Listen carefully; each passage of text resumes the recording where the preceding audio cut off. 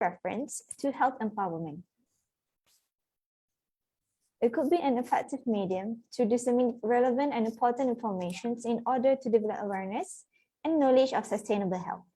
In this session, we will be listening to a keynote address by Associate Professor Dr. Mohd Lokman and an informative talk by Dr. Hanif and Dr. Azri. To all Zoom attendees, you may post your question in the chat box, and the respective speakers will respond to your questions during the Q&A session. Before we listen to the keynote address by Associate Professor Dr. Mohd Lokman, allow me to introduce him briefly. Dr. Lokman obtained his Bachelor of Biomedical Science and Master of Health Pharmacy from UKM. He completed his PhD in Reproductive and Stem Cell Biology at the University of Sheffield. He is a prominent researcher in stem cell technology and reproductive endocrinology. Without further ado, I would like to invite Associate Professor Dr. Mohd Lokman to deliver his keynote address on health empowerment, focus and potential application in the sustainable approach. The floor is yours, Doctor. Okay. Assalamualaikum warahmatullahi wabarakatuh, and very good morning to all the listener, the viewers, and thank you very much for spending time to participate in this seminar. So today I would like to give some kind of briefing. What is all about that we going to talk today related to health empowerments and then related to sustainable health. So allow me to share the screen.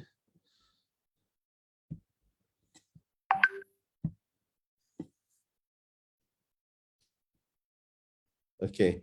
So today my topic is health empowerment, focus and potential application in the sustainable approach.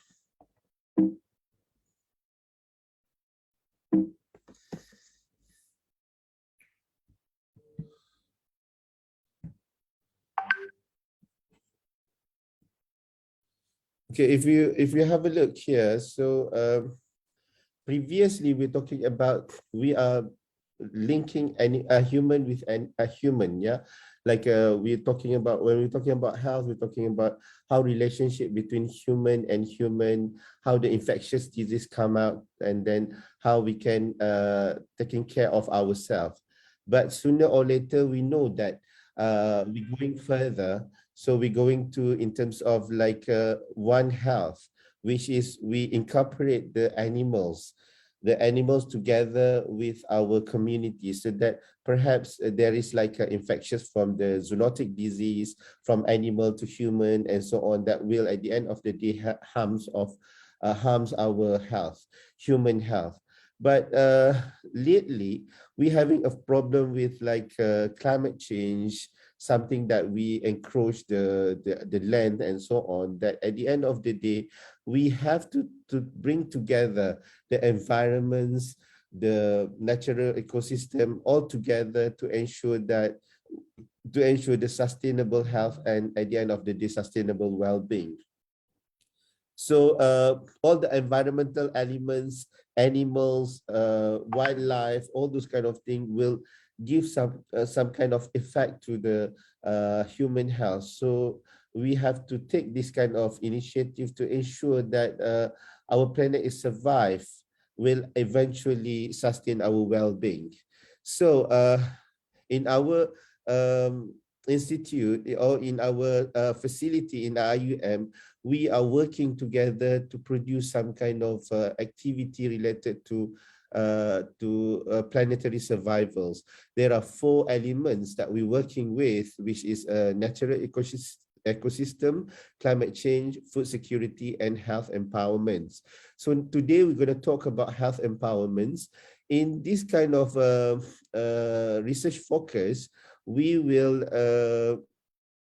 work together with, like, which we call it quintuple helix solution, which is interdisciplinary, or multidisciplinary approaches, so that we have to work together, because in order to taking care holistically of this problem, we have to bring together the government side, the university, researcher, community and industry, and also the last one, environment, to work together to ensure that the survival of our planet. Because of if we are unable to bring the planet in the survival state, perhaps it will bring it will harms our well-being as well. Yeah. So the research will bring together the scientists from science, technology, spiritual and religion, sociology, economy, and legislative. And what kind, another kind of research as well, to ensure that this kind of initiative can be taken care of. So if you're talking about the well-being, we have at least sometimes they define it at 4, 5, and sometimes 7 of the elements here. So I put it here. We have to have for the to make a good well-being, a stable well-being. We have to ensure that physical, spiritual, emotional, occupation, intellectual, environments, finance, and social in the stable stage. So there is no kind of mental health problems, diseases, maybe like some kind of financial unstable. So all this kind will bring a problem to the human health as a whole. So that's why we have to bring all together the research elements to ensure that we can holistically stabilize the well-beings of humans. Yeah, like the physical and emotional. Perhaps the scientists can work on social and spiritual. Perhaps the people from the social science or Islamic revealed knowledge or something, and then occupation, intellectual, financial, those kind of people from the finance department and so on. So that's what I said. We have to work together, inter or multidisciplinary approaches, multiple helix. So if we look into the definitions of the health empowerment, is a central component of health promotion and disease prevention, refer to process through which people can gain greater control over the decision affecting their lives and health. So what we can see here, so we have to empower the patient or the people, the community itself, about what is all about, what is the health is all about. Yeah, the component of health, we have to ensure them, so that we want to ensure that they will know the latest activities, the latest in research, the latest technology related to the health, and then what kind of treatment, what kind of ethical views related to any kind of treatment that being doing to their own body. Okay, for instance, we promote the use of green technology among the community to prevent diseases. So we have to make sure that the community knows what is the green technologies. Okay, producing empowered patient and technology could be an indicator of successful health empowerment program.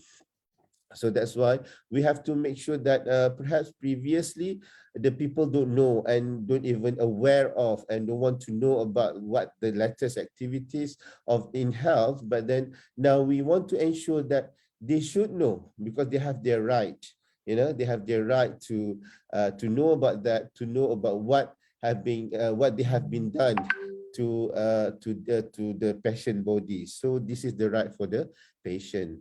So enhanced technology could give more choices for patients to decide related to their health. Yeah. So like nowadays we have like only one choice. Yeah. Only one choice in treatment. So if the doctor decided for surgery, so we have to do that. We have no choice. But perhaps sooner or later we have different choices. They can go to the alternative medicine and so on. Okay, so it's all up to the patient when we fully give them, empower them with all this information and knowledge related to the health. So when we're talking about sustainable enhanced technology, basically there are at least 4 criteria should be observed in producing sustainable enhanced technology for the community. So what does it mean by sustainable? Sustainable means something that will we produce it for the long lasting. Okay, the people will take it and benefit with that for the long time, and then it is effective to the community. So availability is the one that the most important part. So means that the technology or the system or the sources is available around the community. We don't have to like sorry, we don't have to the import from outside, for example, that will increase the cost or something. Okay, accessible means easy to access. Okay, it will go until to the rural area, for example, so that even the rural area, the people from like Sarawak, from Sabah or something, that have to go by sampan, they can reach there. Okay, and then affordable, of course. I mean, the technology should be something that everybody B40 can accept, can use, can benefit from the technology. Then acceptable, of course, the technology should be like dealing with halal and haram, for example. Okay, the culture, except for the culture of the local community. So this is the technology that we are working with in our institute, so that we try to ensure that it is sustainable. Okay, and it is follow with the Sustainable Development Goals of 17, and then of course the health empowerment is something that in one of the SDG. Okay, so I want to bring you the example of the technologies, the health that nowadays we're talking about. Perhaps some communities still not aware of what is the technologies. So what are the technologies? Okay, so I want to like give a highlight to everyone so that you can get some idea, or maybe you know about that already, perhaps to add on some information related to that.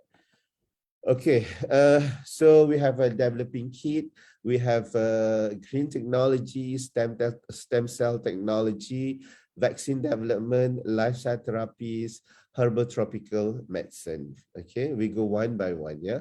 So developing kit, kit, so when we're talking about kit, what is all about? Okay, this is something to detect any kind of like antibody or some kind of biochemical elements that become a marker for certain disease, for example, that entering the blood, okay, inside the blood. So we can, I don't know, it's not just a blood or maybe any kind of liquid in our body. So we can take the liquid like a saliva, a blood, or maybe a kind of urine kind of thing. So we can detect it. So, and it will take no longer, I mean, not so long, yeah, maybe less than 5 minutes or maybe less than half an hour, something like that. So the faster is the better. Okay, like nowadays we are now facing still with the pandemic COVID-19. So this is the important in developing the developing the kit for diagnostic. So most of kit we use it for the infection, yeah, that maybe like those kind of infection may cause like significant loss to the economy, like the world facing now. At our facility, one of the project is to develop kit in detecting the infectious agent that affecting the poultry. Okay, nowadays the latest current issue about the price of the chicken increased significantly because of we have less of the chicken in the market. So this kind of infectious disease that could happen not just for us, but also could happen to the animal, to the farm animal that we consume every day. So at the end of the day, will cause the problem to our community, will cause the problem to the well-being as a whole. Okay. And then the second one is the green technology.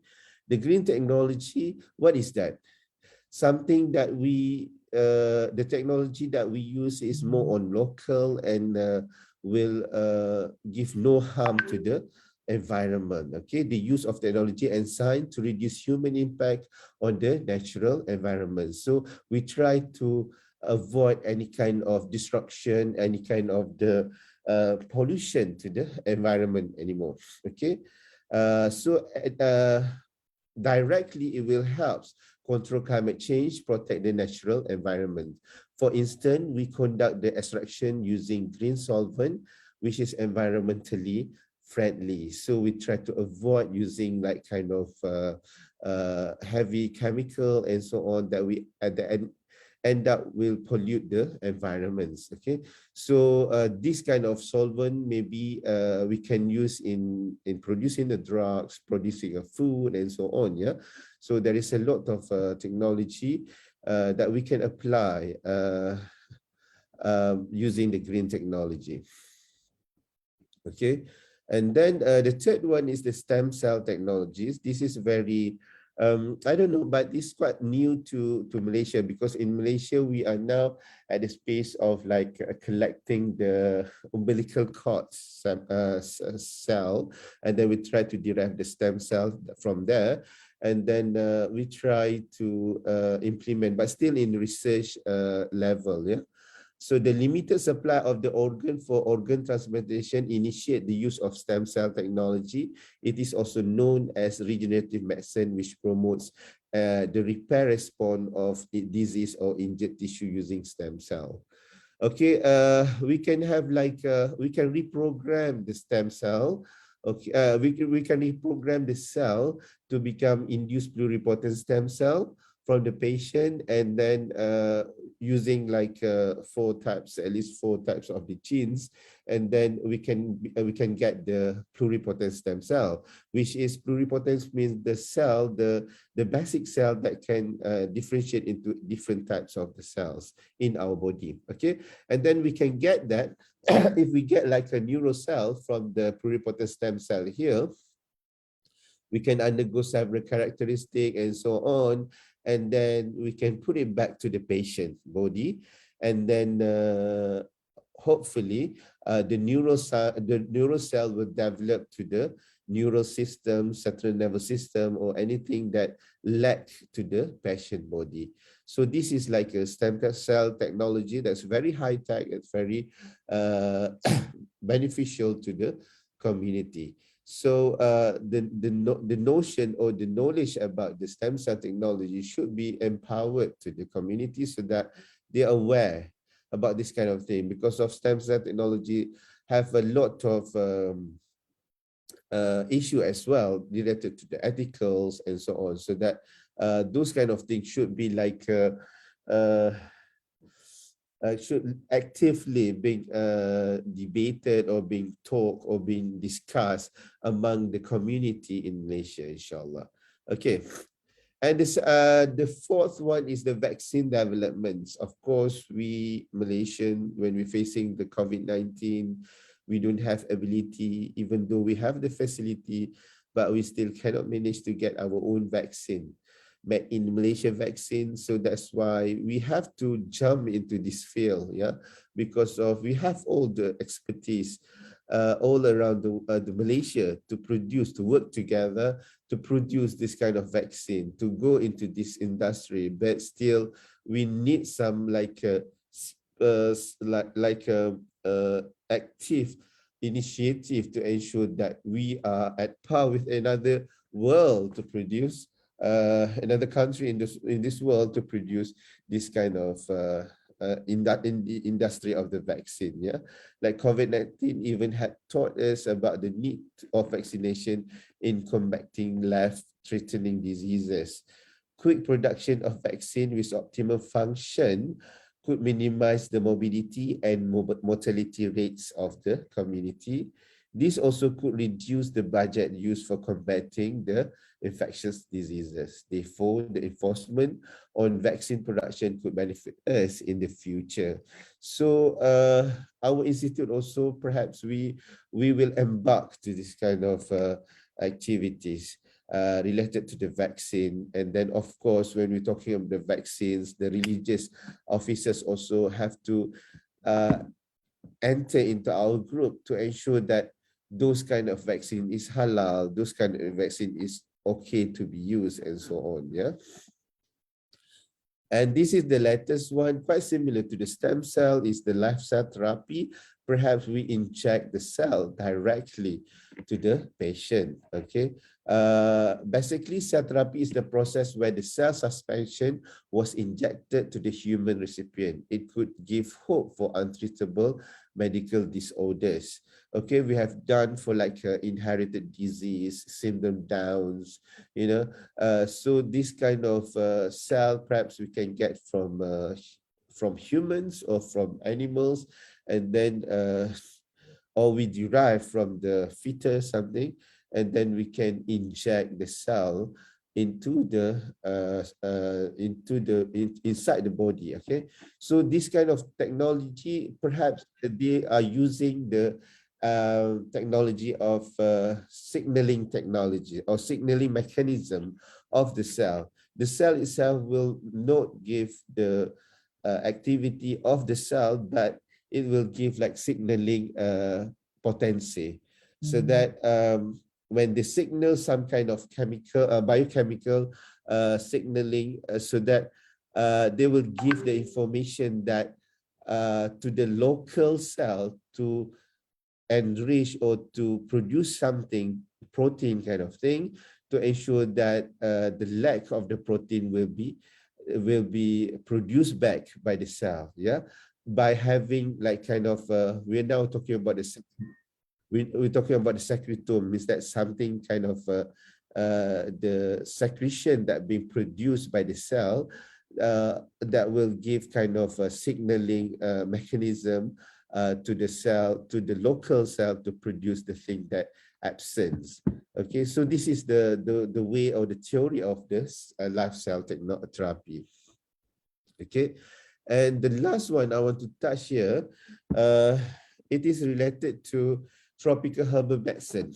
Okay, nowadays, not even nowadays, from ages ago, we are using the herbal medicine, a lot of herbs that we use. Yeah, and then we can from any kind of products or herbs that we use. Okay, sometimes we combine it together.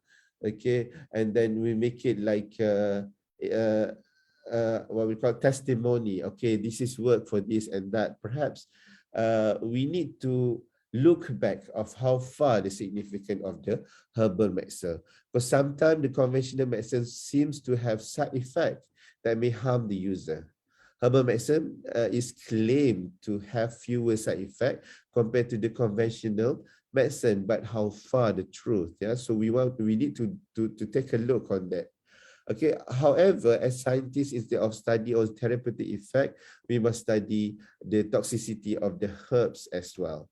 Okay, so at what dosage we can use this kind of herbs? Okay, so problem in TCAM, traditional complementary alternative medicine, dosage. The first one is the dosage.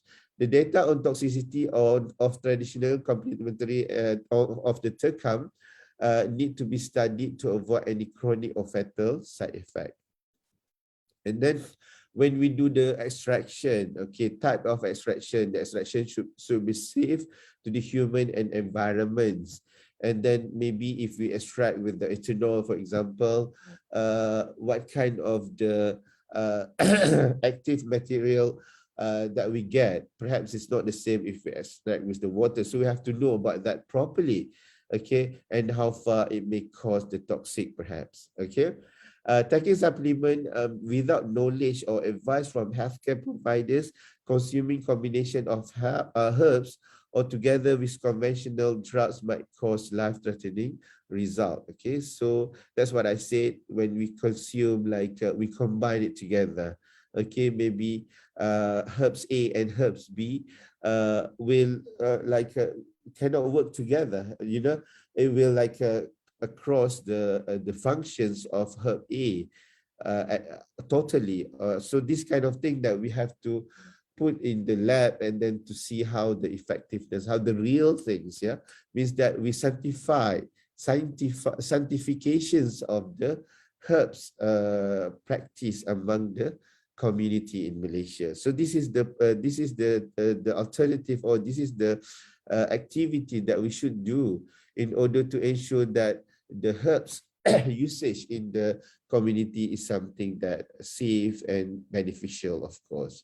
So I think by all of this, I think I may stop here.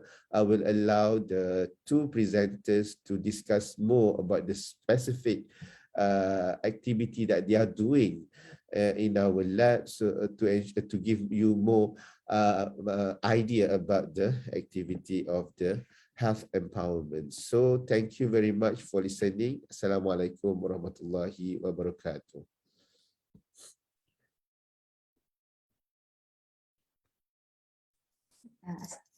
Waalaikumsalam warahmatullahi wabarakatuh. Thank you, Dr. Lokman, for a very eye-opening sharing. Now we're moving on to our first speaker, Dr. Hanif. Dr. Hanif, or his full name is Mohd Hanif Jainlabdin, is an assistant professor in microbiology at the Department of Basic Medical Sciences in IIUM. Dr. Hanif and his team developed a probe-based multiplex real-time PCR kit for candidiasis, as yeast infection is one of the most common nosocomial fungal infections worldwide. Presently, he is interested in the implementation of point-of-care diagnostic for microbiology and antimicrobial resistance, or known as EMR. And in the near future, Dr. Hanif wants to join the global action to curb the menace of EMR. So without further ado, I invite Dr. Hanif.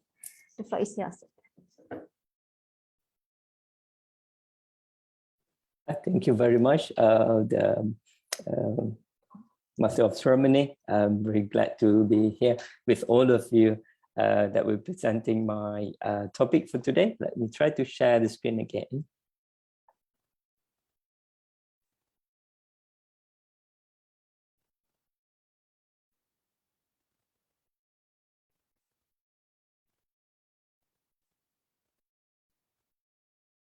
Okay, I hope that you can see my presentation slide.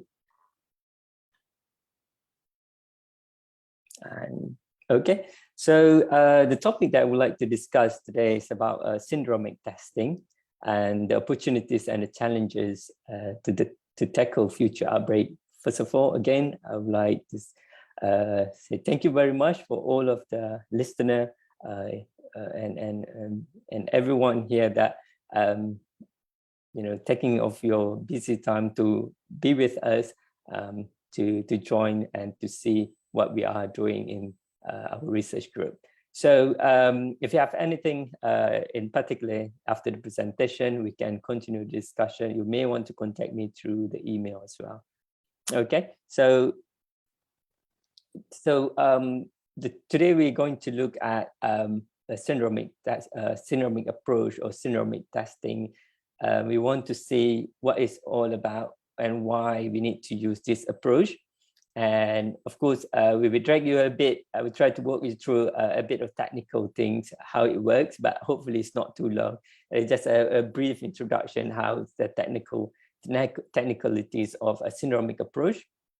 And I would like to introduce some of the technology that I have been working since my PhD project, where we work on the multiplexing nucleic acid detections and challenges with the use of syndromic testing. Of course, there is always a barrier. It's always the challenges that how we want to make it balance in, empowering our health by controlling the infectious disease.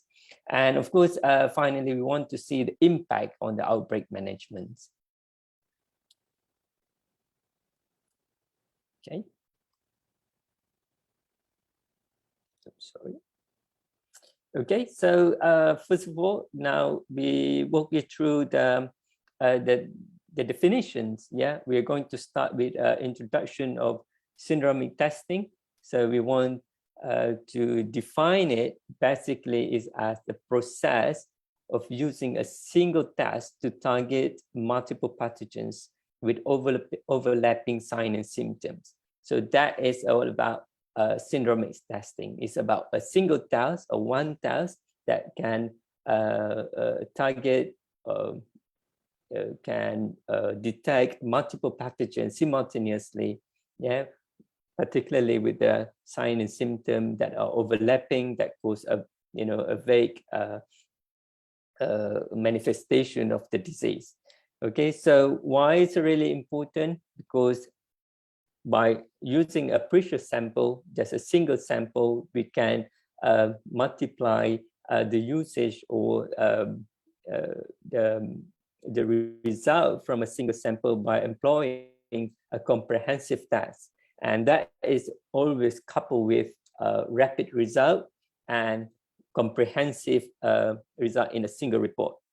Okay, so clearly have been, if you look at the publication and the syndromic testing, offer result that can improve patient care. Okay.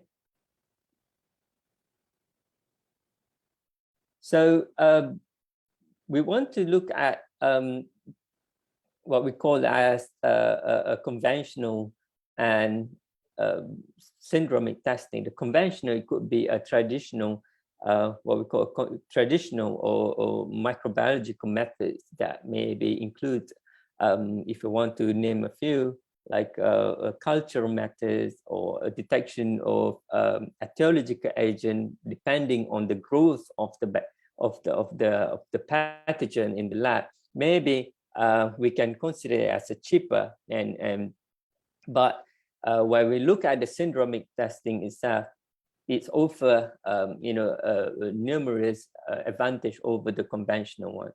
Okay, so one of the important things that we want to highlight here, that the previous study has shown that a rapid turnaround time, okay, reduced turnaround TAT, turnaround time of less than 2 hours or almost 1 or half hours is very important in achieving the window of care to actually reduce unnecessary antibiotics and improve that clinical decision making for early discharge, for discontinuing antibiotic, and also preventing unnecessary hospital admission. So the whole essence of delivering result in a speedy fashion, yeah, is the timely. I think what the most important is about the time gap between the diagnosis and also the treatment.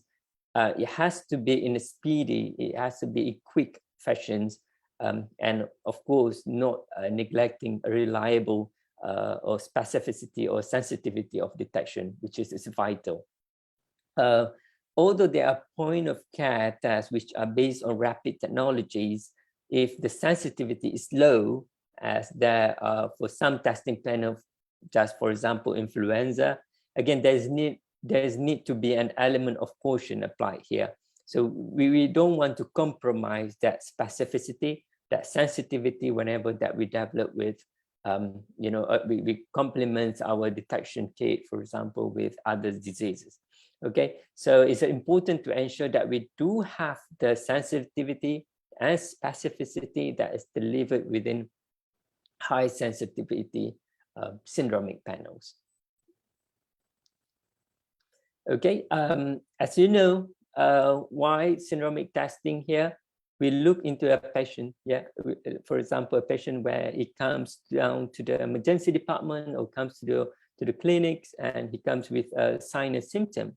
But the sign and the symptom are often not specific. So bring up the question mark to the doctor, what to prescribe. And most of the time, they will start with empirical therapy. That means therapy based on the experience, based on the observation throughout their practice. So there is what we call as difficulties in selecting the right therapy, yeah, based on the symptom alone. So plus the conventional laboratory methods, time consuming and limited coverage. Yeah, so it's not maybe covering all the disease that we want to detect, or maybe have to continue with further analysis, and that of course time consuming. So we wanted to know, we wanted to kind of target those signs and symptoms and identify the most likely pathogens that cause the disease itself. But of course, it's not always, feasible. So by using syndromic testing, so it will help the physician, the doctor, in making diagnosis of many infectious syndromes. However, diagnostic stewardship actually is our best hope to maximize the benefit, how to use this syndromic panel. So it has to be with the judgment, it has to be with the clinical evaluation from the doctor to prescribe accurate or maybe appropriate treatment to the patient. So the next slide, what we're going to show you is about the right test for the right time, or maybe the right test for the first time for the right patients. Okay, so it's all about diagnostic stewardship and antimicrobial stewardship. So in this slide, you're going to see the whole principle of using diagnostic testing or syndromic testing in a way that you can keep the same principle for the antimicrobial stewardship. So how about the implementation of those rapid molecular diagnostics, such as syndromic testing and its role in antimicrobial stewardship? So we talk about two major principles here: diagnostic stewardship and antimicrobial stewardship, which are interdependent. So we have to interpret it in the same way of it has to be in the same way of depending to each other. Okay. That should have a diagnostic testing, a diagnostic stewardship. We call it stewardship as you use the right test for the right patient on the right time. So why we need all this? What was the goal of achieving this? Our goal is actually to give the right interpretation to the doctor, to give the right antimicrobial therapy at the right time. This is exactly what we mean by diagnostic stewardship and antimicrobial stewardship, as it is essential to have those combination of essential element in stewardship to have good outcomes. So yeah, diagnostic and antimicrobial stewardship is something that we can't take it in separate. In microbiology laboratory, it has to be antimicrobial stewardship is depending to the diagnostic, and of course to look into diagnosis and treatments towards the patient. Antimicrobial and diagnostic, they are all interrelated and interdependent. Okay. So clearly, the syndromic testing can improve a quicker response to infection control. So rapid identification of virus or bacteria also is crucial to prevent the transmission to other vulnerable group within the hospital, especially the immunocompromised patients, vulnerable nature for some patients that are admitted to the emergency care. Okay, so when we look at the population, or what we consider, what we call a group of people, or consider for a syndromic testing, we look into a bloodstream infection or septicemia, patient with the septicemia. So syndromic testing can include from a bacterial targets, resistant genes, bacteria resistant gene target, fungal targets. Okay, and the same goes to meningitis, lower respiratory tract infection, and gastrointestinal infection. It's all have its own a coverage or a type of species that perhaps we want to target in order to provide appropriate or to provide the right treatments at the right time to the right patient. So that is in overall perspective, the idea is to actually combining more than one or multiple pathogens that have overlapping sign and symptom in a patient. Okay, so I think I'm going to continue to see a bit about the syndromic testing itself, And perhaps this part we will, if we have much time, we can come with some example what is about the bacterial, viral, and fungal targets that we most likely to detect, and what was the kit available outside that can be like a standard, or can be one of the example that things that we are developing in the laboratory at the moment. Okay. So basically how it works. So syndromic molecular assay lead to more accurate diagnosis and can improve patient treatment decision. So basically, we all have to acquire the negative sample like cerebral spinal fluid, stool, blood, or from nasal swab, and the sample will be processed to extract the nucleic acids, the etiological agents, or the genetic material belongs to the pathogens for a detection. Cell are normally lyse to release nucleic acids from the microorganism in the sample, or in the case of viral pathogens, complementary DNA or cDNA synthesis through a reverse transcription to convert viral RNA to DNA. And then we come to the heart of syndromic testing, which is amplification. Most of the time, we all know about polymerase chain reaction is a method of amplifying the minute amount of genetic material that belongs to the organism. But at the moment for syndromic testing, we are working on a multiplexing PCR that using multiple pair of primers in the reaction that can amplify several DNA sequences simultaneously. Sometimes we also used to employ some other methods like a nested PCR that we can increase the specificity of amplification products. Next, the amplification is one part, whereas the detection is something else, where it's employ a specific probes or fluorescently labeled probes that can be used, where the positive result may be determined based on crossing threshold or CT value, values level of fluorescent or melt curve analysis. Okay, so comes to the point of detection, where I'm interested in developing the detection method based on melting curve analysis that I would like to share with you in the next few slides.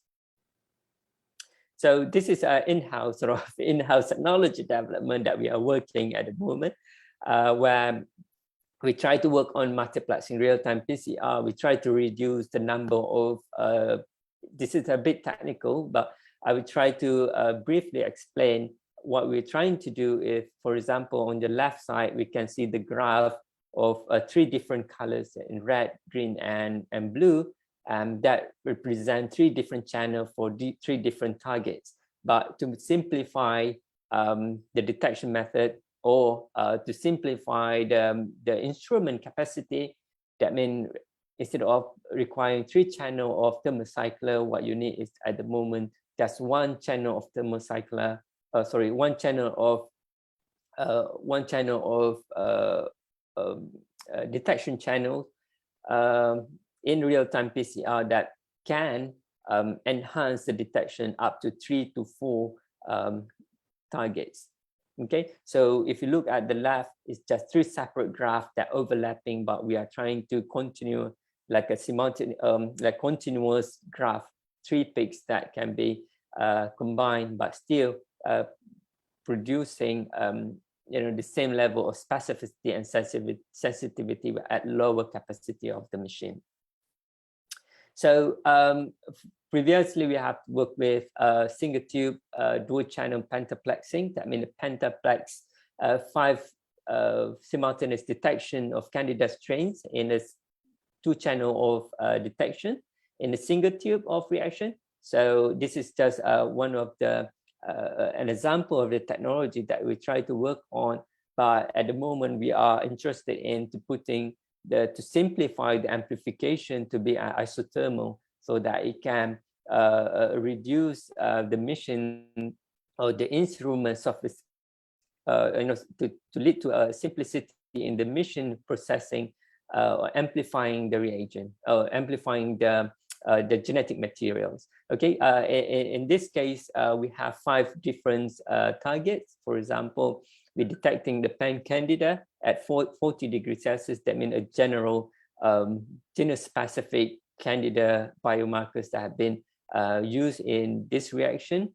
And the other 2, or the other 3, 2 from farm channels, for example, Candida krusei and Candida glabrata, that is specifically detected for elevated resistance towards antifungal.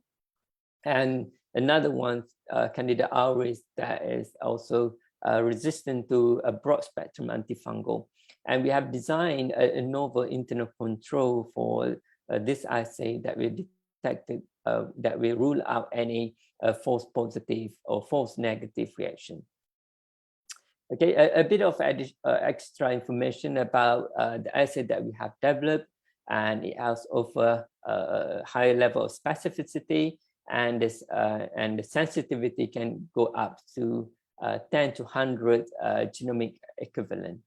Okay, so that is a bit of technicalities about the assay development, but how we done it in the lab, that probably we can open up another discussion, or if you're interested more towards the technicality of the assay development, we can discuss it in a separate session. So, but what is all means all of this? If we don't bring it to the laboratory for the doctor to interpret, it has no value. So we want to make something that have an impact in controlling or in infectious outbreak management. So we want to make sure that what we develop in the laboratory, not just staying in the laboratory, but we want to carry on to the field. Okay, be it in the poultry, or be it in the plants disease, or it also can be applied in the human disease or respiratory infections and so on. So the main idea is actually to bring impact, to make sure that whatever that we develop here have a really strong justification in the industry. Okay, so in the stand of healthcare, we want to say the impact on infectious outbreak management when we use syndromic testing. It's improved speed up and therapy selection and modification. That is for the patient. When we can improve that, of course, the treatment can be start or initiate early or initiate faster than a conventional method. That is, reflecting to the shorter hospital visit, improve diagnostic accuracy, and at the same time, it can detect of co-infections. So the infection can be not just with the virus, but also can be accompanied with bacterial infection or fungal infection. Avoid misdiagnosis due to overlapping clinical symptoms. And of course, come a bit to a conclusion, early treatment can be equal to better outcomes. As for in the laboratory, it will lead to easy to use, reduced turnaround time, and also improve diagnostic yield and accuracy or hands-on time. So that will lead to simplicity in processing, hundreds of thousands samples during outbreaks.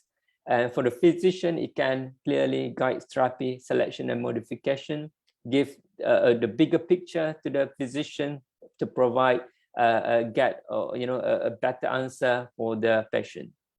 And for the institution as a whole, it promotes antimicrobial stewardship that we have learned just now, surveillance and preparedness, and we know what's coming up. And of course, it's all about cost of care saving and improved patient satisfaction with clear diagnosis and shortening hospital stay.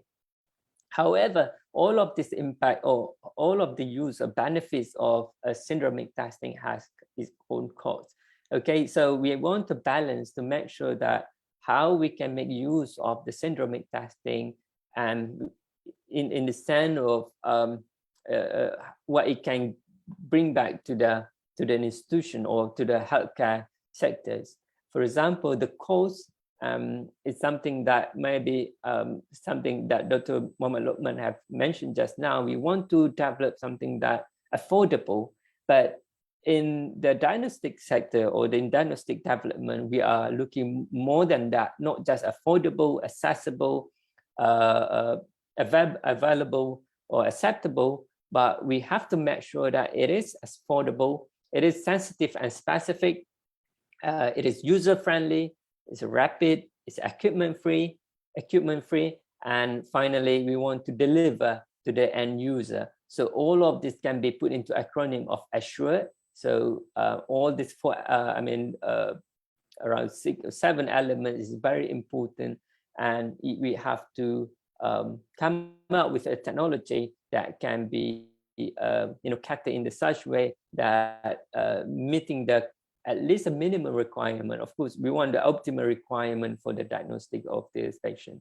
Okay, again, what we are working in the lab is right now is try to cater what we call ease of modification when new target are identified. So in a sort of, we are developing a template for that diagnosis that we can change a little or small molecules that can be adopted for detection of a new pathogens. So the rest can be a template, or it can be a set of a standard reagent that can be modified, a little tweak that we can change to a different detection. So, and then adoption by facilities with a limited capacity is something that we're also talking about, and try to serve here by reducing number of channels. Like that means a simple machine of real-time PCR can be used for multiplexing or to apply the syndromic approach in their centers, hopefully. So this is all the challenge, and of course the challenge is there not to be just pondering, but of course to be to manage the challenge and to look forward how we can overcome all these challenges for the best use of syndromic testing. I think that's really my presentation today. I would like to acknowledge the IMOLEC research group, especially Associate Professor Dr. Mohd Lokman, and the whole team, Dr. Rizwan, Dr. Azri, Dr. Tunku, and everyone that, Dr. Noratika, not to forget, that mainly working on the in silico analysis of genomic DNA. And of course my previous research group, Tova's lab and Hernandez lab, and that have given us opportunity for collaboration through a British Council and Newton Funds, an institutional link grant, and also a collaboration with a biotechnology company like Chinfus. So it's something that we are looking again in the next, in the future, to continue our innovation with other laboratory. I think that's really my presentations. Probably if you have any question and answer, or something that I can help you in clarifying one of our elements, or the points that I just talked just now, please let me know. Thank you. Thank you, Dr. Hanif, for such an insightful explanation on the syndromic testing. So now we move on to the second speaker, Dr. Muhammad Azri. Okay, Dr. Azri obtained his Bachelor of Science in Biomedical Sciences from International Islamic University, while his Master of Medical Science in Pharmacology from UKM. He completed his PhD in Pharmaceutical Science, or in pharmaceutical technology from IIM as well. His PhD work focused on the development of natural biopolymer hydrogel incorporated with stingless bee honey for wound healing. His research area is in pharmacology, focusing on animal model development, in vivo or in vitro drug testing. He is certified with International Laboratory Animal Science, known as FELASA Category B, and he also interested in advanced drug delivery research for skin treatment as well as in wound healing process. So without further ado, I invite Dr. Azri. The floor is yours, Doctor.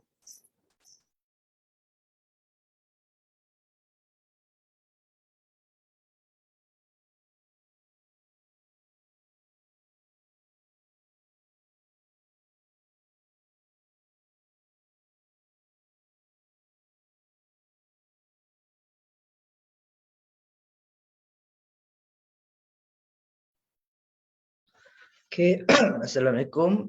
Can you hear me?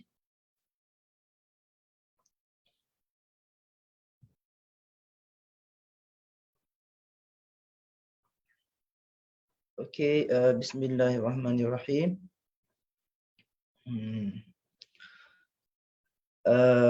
So my name is Azri, and I would like to share with all of you about what the current or the approach in the technology popularly known as green technology that can be used for the health empowerment and planetary survival. So before that, I would like to share about the current situation, not really current, but this is the research conducted by Center for Entrepreneur Development and Research, CEDAR, a subsidiary under SME Bank. Say that the Malaysian pharmaceutical market is bigger than Singapore. So it means that in Southeast Asia, Malaysia has one of the biggest market for the pharmaceutical industry of which to be worth 12 billions, and the Malaysian spending on healthcare has increased more than 2.5 times during the last 20 years. It is expected due to the rising alongside the longevity and affluence of our population, and also the better economic condition among the Malaysian. So with this situation, so we could predict that with the high consumption of the pharmaceutical product, so it may lead to the high waste or residue. We call it the pharmaceutical residue after we consume or we excrete this product. So the pharmaceutical residue can enter the environmental during production of the pharmaceutical product, and also during our consumption and also disposal of the product. So ideally, we need to achieve zero discharge from the manufacturing plant to have a better environment condition. But if we not have a zero, then we could reduce and control the discharge.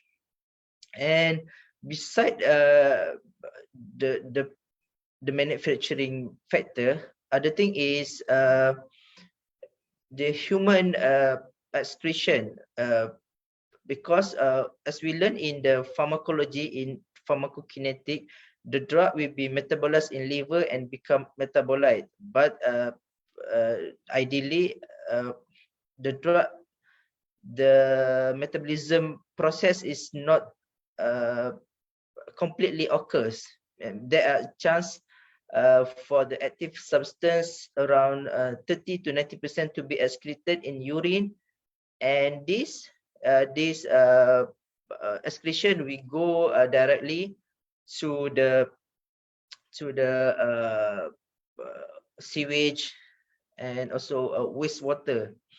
So most of our wastewater did not design to cater the pharmaceutical residue, because when we design the drug or the pharmaceutical product, we plan the drug to be what we call stable or not easy to dissolve, because we want the drug will enter our stomach, the acidic condition of our stomach. So the water treatment is not enough to metabolize or to treat the pharmaceutical active compound. So this issue should be taken seriously because it will affect, you can see, the environment, such as the animal, the plant, because most of them use similar water source. So another route, this pharmaceutical residue can enter the terrestrial system, spread to the surface water and agricultural land, and this eventually can going back to our drinking water, and also the resource for the animal, the cattle, and also the agriculture. And another impact of pharmaceutical manufacturing pollution, the pharmaceutical ingredient, we can include antibiotic. So when the release of antibiotic not properly treated, it can cause antibiotic resistant or drug resistant bacteria. So this resistant bacteria can what we call the expertise of Dr. Hanif, but I would like to share the current condition. This resistant can lead to the serious health threat, because it already killed 700 people annually, and if no effective action taken, it can further increase to 10 millions annually in 2050. So this AMR, antimicrobial resistant, it is a global issue, because nowadays, due to the globalization area where we travel and trade, so we can see that this condition or this bacteria can be easily transmitted to the another country. So beside antibiotics, there are also a few drugs that can have harmful effect on the environment. For example, cytostatic, synthetic hormones, anti-inflammatory drugs, and sedative. So these therapeutic drugs can further affect the animals, the cattle, and the soil. So this kind of thing will further back to the our body, and this also can influence the animal behavior and also the immune system of the animal. So this may lead to the zoonotic disease, further zoonotic disease, and also zoonotic transmission. Okay, so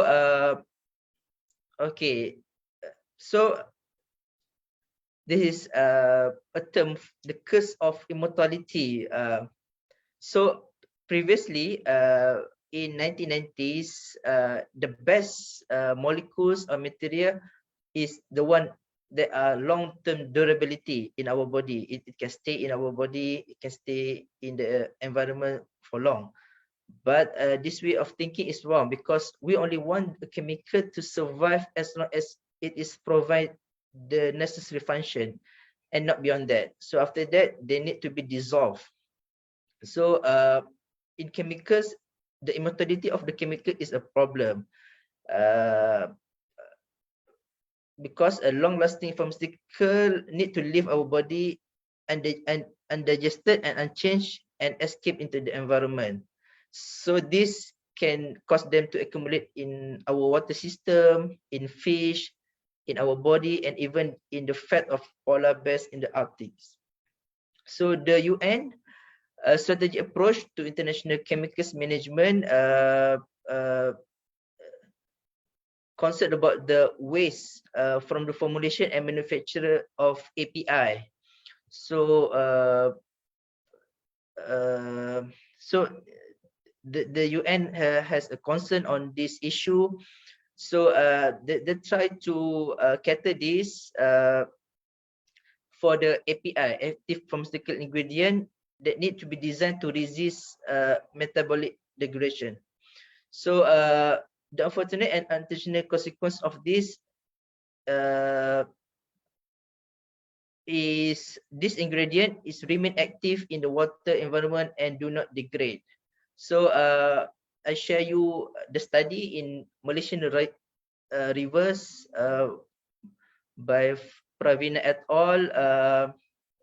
So the researchers study on the residue in Malaysian river, in the Lui River, Gombak River, and Selangor River.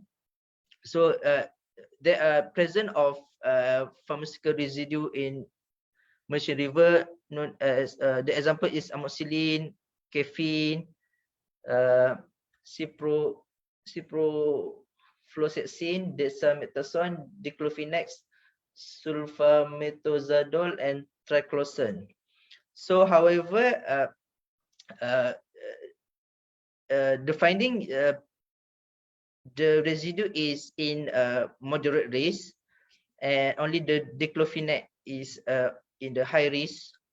So even though this residue is in a moderate risk, so the awareness should be taken, because we would like, this is the concept of sustainability. We don't want it to be further worsen the condition. So we need to take a preventive measurement, preventive action to ensure that the condition of our river is safe from this residue.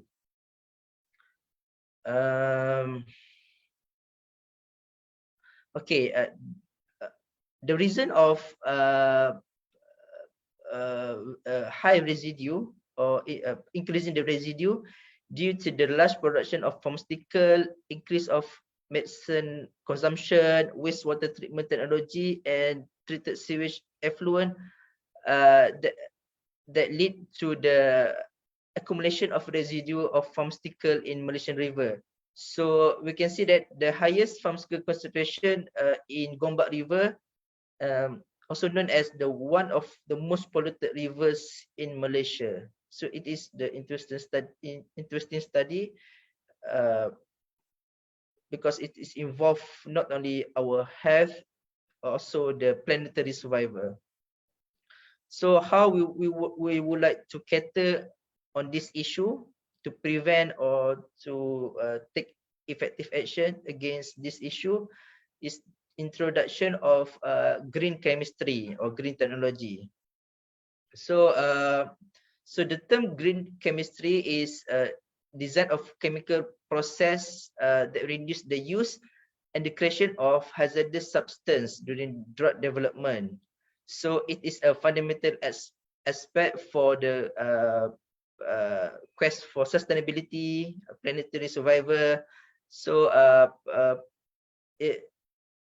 we want to maintain, we want to use the advanced technology in drug delivery, but at the same time we don't want to sacrifice the planetary survival. So the principles, 12 principles of the green chemistry for the pharmaceutical company. First is they need to prevent waste. Second is design safer chemicals and product. Design less hazardous chemical synthesis. Use renewable feedstock, and use catalyst, not stoichiometric reagent. This is number 5 is mostly used method in current drug development. Avoid chemical derivative, maximize atom economy, use safer solvent and reaction condition, increase energy efficiency, design chemical and product to degrade after use. This is the term designed by B9. So the pharmaceutical researcher tend to use a product that can be degrade after use, after the therapeutic or the intent therapeutic effect, then the drug will be dissolved biologically. So analyze in real time to prevent pollution. This is for the in-process real-time monitoring and maximize the potential for accidents. Okay, minimize the potential for accidents. Okay, so this is the example of the technology used for the to develop the drug. They use a green chemistry technology in acetylene hydrochloride for the pregabalin. They replace all the chemical solvent with water, and for the sitagliptin, they use enzymatic process in the mechanism of production of the drug. Doramectin, they replace the biocatalyst in the synthesis process. So most of them prevent the pollution, and also this one they use biocatalyst to make sure that there is no side product ataupun or the waste or the chemical waste, the side byproduct produced during the manufacturing process. So this is the current green technology in the green chemistry. And also I would like to touch a little about the green synthesis of a nanoparticle, because nanoparticle is an advanced technology, and it has a lot of application in cosmetic, healthcare, biomedical, food, drug delivery, environmental, and also electronic, even electronic. So previously in the conventional method, the use of nanoparticle generate toxic byproduct, and because for the chemical synthesis of nanoparticle, we use a few additives such as dimethylformamide, hydrazine, and sodium borohydride. And also we also use a physical synthesis. We also use a physical synthesis such as high temperature and vacuum condition. So this can lead to the expensive maintenance and also the toxic byproduct. So we try to find a new more green and eco-friendly technology by using biological agent. It is simple, no toxic byproduct, cost effective, low temperature. However, this is a few limitations when using the microorganism, which is more slow, and the separation is not efficient. And this is a study to use honey mediated, because honey can be a reduction agent for the rapid and efficient separation. So for this, we can see the use of honeybee as a reduction agent and stabilization agent. So because due to the sugar properties of the honey, it can stabilize and reduce the metal ion solution. So when we use metal, usually it is silver or gold nanoparticle. So this is example of green technology in nanoparticle production. And another example is the extraction. So previously we use a few extraction known as Sockless extraction, impregnation method, and hot water extraction. For the Sockless extraction, we already know that it can cause a waste of a lot of waste in organic reagent, and the extraction efficiency is low. For the impregnation method, the time is long, and due to the due to the long time, it prone to the generation of mold, and then to counter the mold, we need to add a preservative. So it is not healthier, and it can cause another side effect. And for the hot water extraction, this has a limitation for the heat sensitive compound. So so we introduced a subcritical water extraction as alternative, a green alternative for the compound extraction. So what is subcritical water extraction? It is in between. It is between 100 degree to the 374 degrees Celsius. So this water is under they said that under the critical pressure. So it is a hot water to maintain the liquid state at the critical temperature. So the advantages of the subcritical water extraction is they use water. Obviously, there's water, and they can suitable for polar, moderately polar, low polar, and non-polar compound. The instrumentation is less expensive, short time, and high efficiency, and we can use continuously. But the disadvantages, because it's involved water, so it's difficult to remove, and the moisture from extract. So we need a few additional procedure, such as evaporation, chemical dehydration, and precipitation. And also thermal degradation of the compound may occur, and it is difficult to clean. So this is the example, the nanoparticle biosynthesis and subcritical water extraction. It is this is what I would like to share. Due to the time constriction, I just give you a few example on that things. So if you have interested on this technology, you can we may discuss further on this issue. So this is what we call the technology that for the researcher or pharmaceutical industry. But for the individual, as the individual or a patient, we can reduce the pharmaceutical pollution by this step. Don't dispose your unused or expired drug in a toilet or sink. Buy over-the-counter medicine only as needed. Do not stockpile the medicine.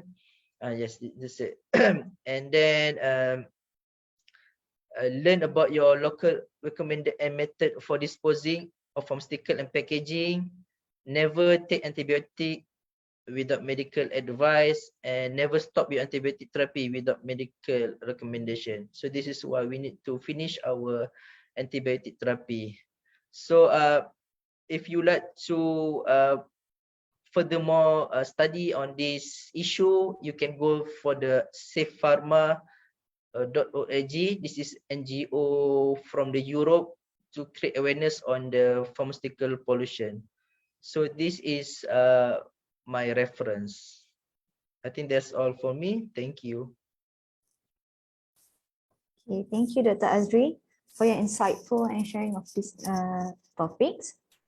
So now we have listened to the speakers' ideas, insights, and knowledge with regard to the natural ecosystem as a part of sustainable health. Now we move on to the Q&A session. So I have a question to ask. It can be either Dr. Lokman or Dr. Hanif or Dr. Azri to answer. I have a question actually involved in about the sustainable habit when we in the lab. As we know, when we doing our lab work, we commonly dump many plastic tubes, and most of it is a single use.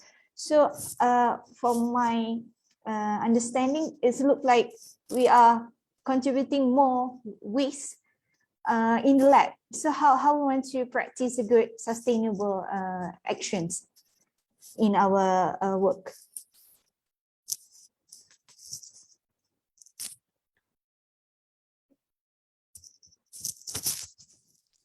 Question? Yeah, and that's a question. This is Anyone? my thoughts. Maybe Dr. Lokman and Dr. Azri would like to contribute. First of all, it depends on the nature or the substance that you use in the laboratory. If it comes to the end that you have to dispose it, and the most important thing is actually to dispose it. I think exactly like how Dr. Azri has mentioned about antibiotics. But in the chemical or microbiological ways that you have come up with at the end of your laboratory session, it has to be disposed in the correct way. There's a shelf life, and there is a guidelines where what can be recycled, what can be cleaned, and what can be that perhaps need to dispose and degrade it in the correct ways. And I think it is a move that if whenever or any of the instruments that can be used as can be reused again through the autoclaving and sterilizing process, of course it's something that we can try to adapt and practice in our laboratory. But when it comes to the single use, and that is particularly important, that we are handling the pathogens or infectious agent in the lab in appropriate manners. That means if it has to be disposed, that means there is no such way that you try to salvage and reuse again. So that is also in the sense of sustainable. We want to sustain our environment in such way that is healthy, although that we are disposing with the plastic and plasticware, but with a reason. A reason of there is no way that you can clean, there is no way that you can try to reuse it, and the sustainable ways is actually to follow the guideline that if anything that you need to dispose, then you dispose in the correct way. I think that is my little comments about it. Okay, thank you, Doctor. Right.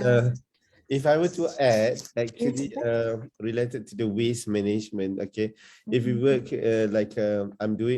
I'm working with cell culture activities, cell culture technology. So we have no excuse, or there is no choice, because of we have to use one at all the time.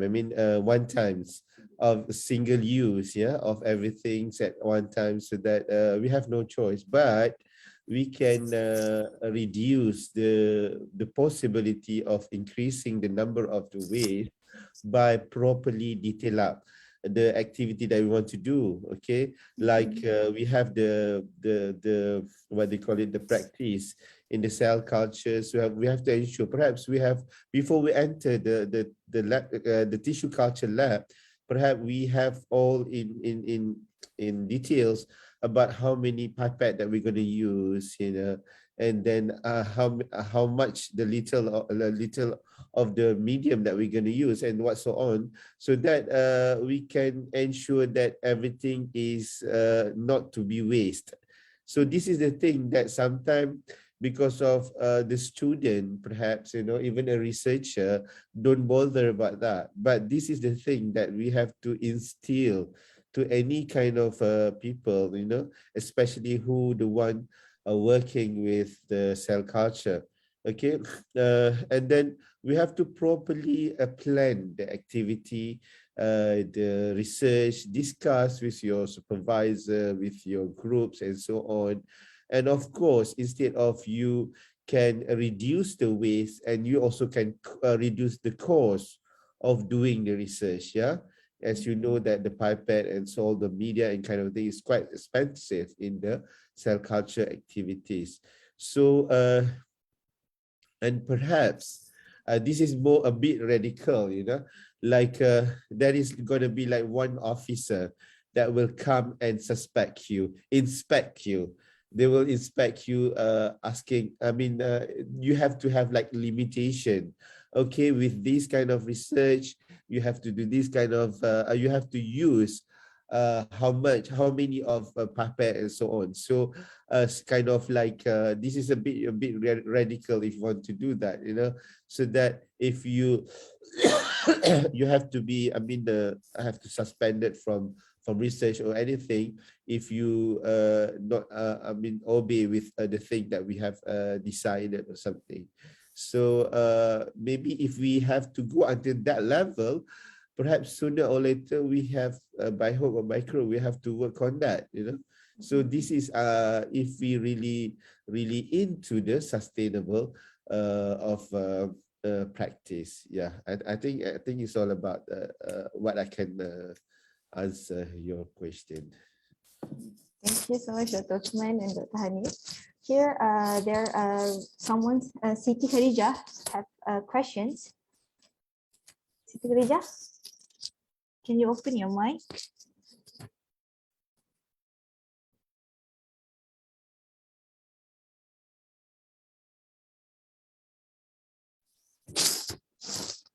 Oh, I guess maybe she accidentally raised her hand. I think that's all from us. Okay, thank you again to all speakers for their great sharing. It was a pleasure to have all of you with us. So this concludes the webinar. Thank you all for attending.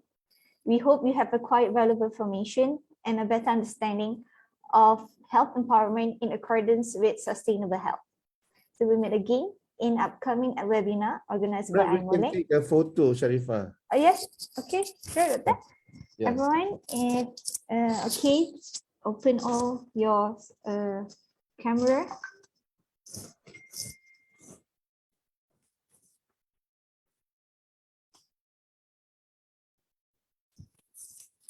I guess how many? Okay. Dr. Rizwan, can you help us in taking the picture? Yes, sure. Right.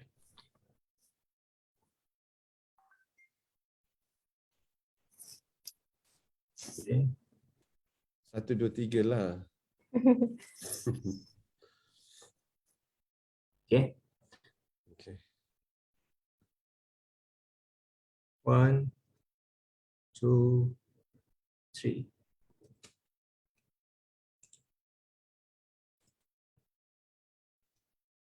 One more. 1, 2, 3. All right. Thank you. Thank you. So to meet again, let's end our session with tasbih kafarah and surah wal as.